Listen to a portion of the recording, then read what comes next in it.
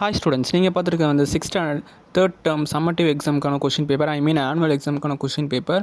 So நீங்கள் பார்த்துருக்க synonyms antonyms உங்களுக்கு வந்து 60 marks exam.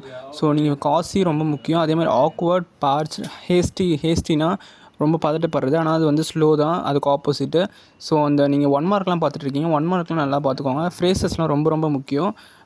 True level with jammed அந்த பிரேக்ஸ். ஸோ இதே கூட உங்களுக்கு வரதுக்கு நிறையவே சான்சஸ் இருக்குது. Sudha is reading interesting story இந்த லைப்ரரி. அதே மாதிரி உங்களுக்கு அப்ரிசியேஷன் கொஷின் நல்லா பார்த்துக்கோங்க. ஸோ உங்களுக்கு 2 மார்க் 3 அட்டன் பண்ணுற மாதிரி இருக்கும், 4 கொடுப்பாங்க. ஸோ அந்த 3 நீங்கள் அட்டன் பண்ணணும்னா ஒரு 4 யூனிட் நல்லா படித்து வச்சுக்கோங்க. அதே மாதிரி நீங்கள் எனி 2 அட்டன் பண்ணணும் அப்ரிசியேஷன் கொஸ்டின். உங்களுக்கு 3 இருக்குது. Spring in pretty but short and sweet, அது முக்கியம். அதே மாதிரி உங்களுக்கு 4 மார்க் வந்து பேராகிராஃப் 1 அட்டன் பண்ண சொல்கிறாங்க. அதே மாதிரி 5 மார்க் மெமரி போயம் வந்து உங்களுக்கு அந்த ஃபர்ஸ்ட் இந்தியா சீசன்ஸ்லேருந்து ஃபர்ஸ்ட் 5 லைன்ஸ். அதே மாதிரி கேரக்டர் ஸ்பீக்கர் கண்டுபிடிக்கணும். ஐ வாண்ட் டு சி குட்டி உப்பு, will the house collapse, is she Crazy. So அதே மாதிரி சூஸ் த கரெக்ட் ஆன்சரில் 3. அதே மாதிரி read and lines, answer the following. So நீங்கள் மேலே இருக்க லைனை படித்து நீங்கள் கீழே கிட்டத்தட்ட அப்ரிசியேஷன் கொஸ்டின் மாதிரி தான்.